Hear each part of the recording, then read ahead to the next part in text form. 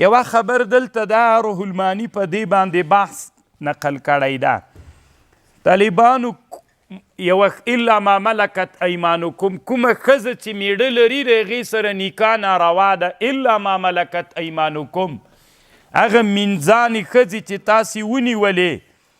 نو هغې سره بیا که میړونه درلودل هم څوک ورسره جایز ده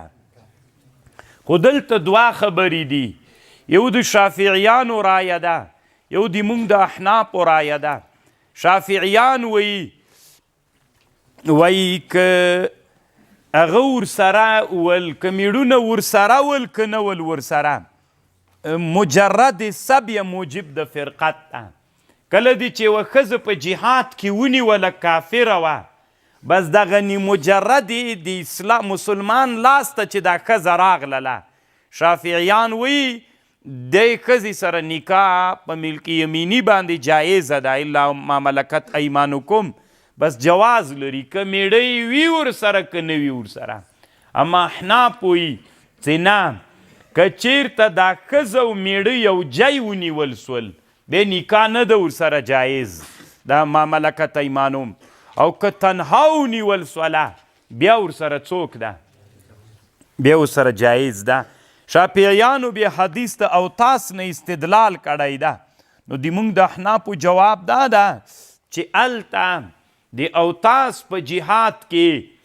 ښځو سره میړونه ول نه هغوی غرونو ته تښتېدلي وو تنها ښځې نیول سوې نو هغه ښځې چې مینځانې وي که میړونه م ورسره ونیول سول دوی سره نکاح نه ده جایز تر څو چې نفس دا سبی او بندیوالی د هغه نه ده شافعیان نفس دغه بلی څه ورته وایي موجب د نکاح بلی خدا خو طالبانو هغه خبرې دي اوس چې هسې سر پې دردو ځکه د غلامانو مسئله اوس ګونګه پاتې ده یعنې ډېر وخت کېږي چې په دې باندې د مسلمانانو او حتی دنیا کې یو تړون هم سوی ده په دې باندې الله مفتی تقي صاحب په تکمله د فتح الملهم کې دا تړون نقل کړی ده اگر چې د ملل متحد هغه قوانینو ته خو اسلام او مسلمانان ډېر هغه نه لري خو مسلمانان کمزوري دي اوس مسلمانان کمزوري دي دا د مسلمانانو ډېر په خیر باندې نه تمامیږي که دغه معامله روانه سي دوی ډېر زورور دي نو تاسې به پرون د حماس هغه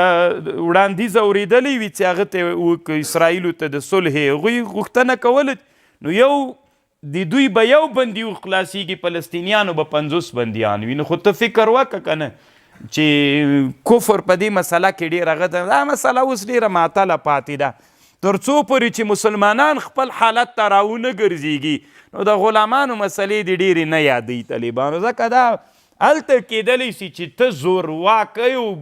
واکمن سي په دنیا باندې نن د تا واکمني ډېره کمه ده